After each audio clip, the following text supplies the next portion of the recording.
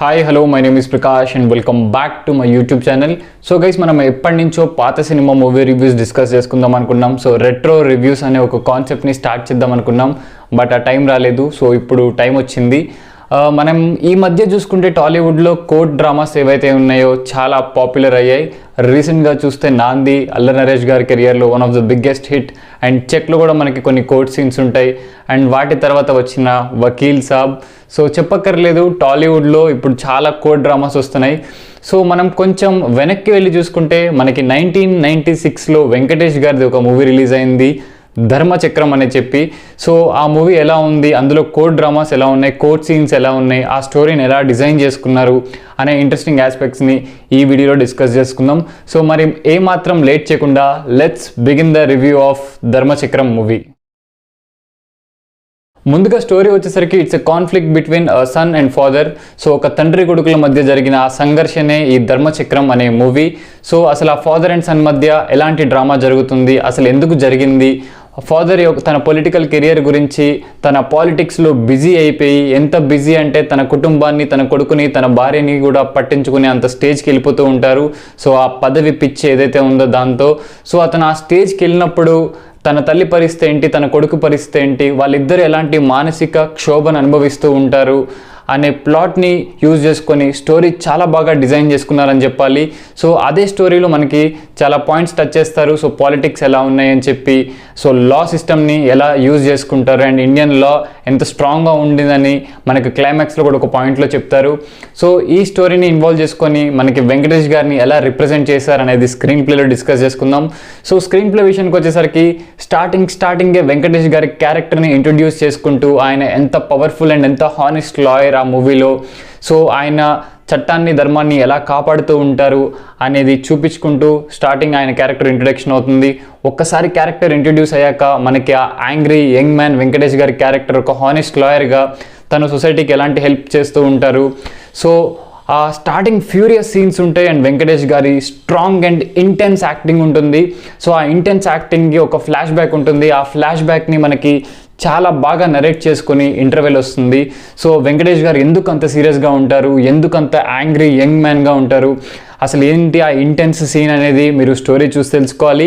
And ఏదైతే interval planning ఉందో superb interval అని చెప్పాలి. ఒక పక్కన వాళ్ళ మదర్ సీరియస్గా జరిగిన స్టోరీ ఎక్స్ప్లెయిన్ చేస్తూ ఉంటారు అండ్ రమ్యకృష్ణ గారు will get to know about all the things happened in Venkatesh గారి life. So 4 years back Venkatesh గారి లైఫ్లో ఏం జరిగింది, జరిగినప్పుడు ఆ పాత్ర అనుభవించిన బాధ ఏంటి అని తెలుసుకున్నాక మనకి సెకండ్ హాఫ్ స్టార్ట్ అవుతుంది. సో ఆ ఫ్లాష్ బ్యాక్లో అయితే సూపర్బ్ అని చెప్పాలి. మనకి వెంకటేష్ గారు టోటల్గా 2 వేరియేషన్స్లో కనిపిస్తారు.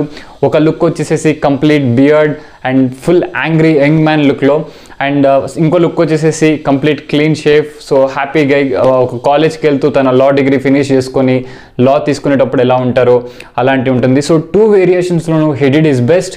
సో ఫస్ట్ హాఫ్లో మనకి ఎంత ఎమోషనల్ క్యారెక్టర్ ఉంటుందో సెకండ్ హాఫ్లో కూడా ఒక లవ్ ఫెయిల్ అయ్యి తన తండ్రి పట్టించుకోకుండా, సో తన తల్లిని రాజకీయాల్లో బిజీ అయిపోయి, సో ఎలాంటి ఇన్ఫ్లుయెన్స్ ఉంటుంది ఒక కొడుకు మీద అనే క్యారెక్టర్ని సూపర్బ్గా పోర్ట్రే చేశారని చెప్పాలి 2 వేరియేషన్స్లో. సో లాస్ట్కి ఏం జరిగింది, వెంకటేష్ గారు తన తల్లిని ఎలా రక్షించుకున్నారు తన తండ్రి దగ్గర నుంచి, సో తన లవ్ స్టోరీ ఎలా కంక్లూడ్ అయింది, అండ్ ఆ కోర్ట్ సీన్ లాస్ట్ వచ్చే క్లైమాక్స్ కోర్ట్ సీన్ అయితే నెక్స్ట్ లెవెల్ అని చెప్పాలి. లాస్ట్ 30 minutes డ్రామా అయితే చాలా బాగుంటుంది. అండ్ ఒక మంచి సాంగ్తో, ఒక మంచి ఫీల్ గుడ్ సాంగ్తో మనకి ప్రెజెంట్ అయ్యి మూవీ ఎండ్ అవుతుంది. లాస్ట్ వచ్చిన కొటేషన్ కూడా చాలా బాగుంటుంది, ఆ లా గురించి కానీ లా పాయింట్ గురించి కానీ. సో అది మీరు మూవీలో చూసుకొని తెలుసుకోండి. మ్యూజిక్ ఈజ్ ఫ్యాబులస్ అని చెప్పాలి. మనకి సాంగ్స్ చాలా బాగుంటాయి. రమ్యకృష్ణ గారితో వచ్చే సాంగ్స్ కానీ, మనకి ప్రేమ గారితో వచ్చే సాంగ్స్ కానీ చాలా బాగుంటాయి. అండ్ ధర్మం గురించి, చట్టం గురించి వచ్చే క్లైమాక్స్ సాంగ్ కూడా చాలా మీనింగ్ఫుల్గా ఉంటుంది. అండ్ అప్పట్లోనే 1996లోనే ఒక ఫ్యాబులస్ ఫెంటాస్టిక్ లొకేషన్స్కి వెళ్ళి ఆ సాంగ్స్ షూటింగ్ కానీ, సాంగ్స్ పిక్చరైజేషన్ కానీ చాలా బాగుందని చెప్పాలి. అండ్ రమ్యకృష్ణ గారితో ఉండే ఒక స్పెషల్ సాంగ్ మాత్రం విజువల్స్ సూపర్బ్గా ఉంటాయి. ఆ విజువల్స్, లొకేషన్స్ కానీ, వెంకటేష్ గారి డ్యాన్స్ పర్ఫార్మెన్స్ కానీ, రమ్యకృష్ణ గారి పర్ఫార్మెన్స్ కానీ ఫ్యాబులస్ ఉంటుంది. కమింగ్ టు యాక్టర్స్ పర్ఫార్మెన్స్, మీకు ఇందాక చెప్పినట్లు వెంకటేష్ గారికి మూవీకి నంది అవార్డు వచ్చింది. సో ఎందుకు నంది అవార్డు వచ్చింది, ఆయన ఫెరోషియస్ పర్ఫార్మెన్స్ ఏదైతే ఉందో ఇన్ 2 వేరియేషన్స్, డిఫెన్స్ లాయర్ రాకేష్గా ఆయన యాక్టింగ్, నట విశ్వరూపం. మీరు యూట్యూబ్లో ఆల్రెడీ ఈ మూవీ ఉంది. సో యూట్యూబ్లో ఒకసారి మీరు ధర్మచక్రం అని టైప్ చేస్తే ఈ మూవీ మీకు వస్తుంది, చూసి ఎంజాయ్ చేయండి. అండ్ రమ్యకృష్ణ గారు కూడా ఆవిడకి ఇచ్చినంత రోల్లో సూపర్గా పర్ఫామ్ చేశారు. అండ్ వీళ్ళందరి గురించి మాట్లాడేంత వయసు అనుభవం మనకి రెండు లేవు. స్పెషల్ అపీరెన్స్ మనకి రామానాయుడు గారు కనిపిస్తారు యాజ్ ఎ పార్టీ ప్రెసిడెంట్గా. సో ఆయన క్యారెక్టర్ కూడా చాలా బాగుంటుంది. ఆయన ఉన్నంతసేపు ఒక సెటరికల్ డైలాగ్స్ వేసి వెళ్ళిపోతారు. అది ఆయన చమత్కారం. సూపర్బ్గా ప్రజెంట్ చేశారు రామానాయుడు గారి మూవీని మనందరికీ. సో చాలా బాగుంది ఈ మూవీ నాకు చూస్తున్నప్పుడు. కానీ ఫైనల్గా ఒక మాట చెప్పాలి అంటే వెంకటేష్ గారికి ఈ మూవీ నంది అవార్డు ఎందుకు వచ్చింది, అసలు ఏంటి ఈ మూవీలో అంత స్పెషల్ ఆస్పెక్ట్ ఏముంది, రెండోది అసలు టాలీవుడ్లో ఇప్పుడు కోర్ట్ సీన్ డ్రామాస్ అండ్ అప్పుడు కోర్ట్ సీన్ డ్రామాస్ ఎలా ఉంటున్నాయి. ఈ మధ్య మనం చాలా చూసాం, మీకు ముందుగా చెప్పినట్టు నాంది కానీ, చెక్ మూవీ కానీ, వకీల్ సాబ్ కానీ.